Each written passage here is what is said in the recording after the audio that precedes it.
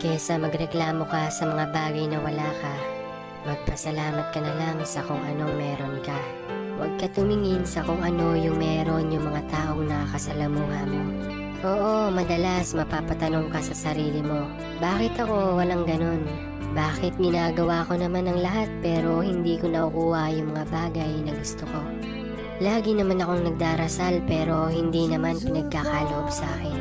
Alam mo kung anong sagot yan?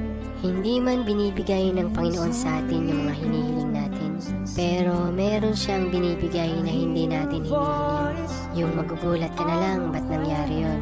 Ba't bigla kang sinuwerte sa ganong bagay?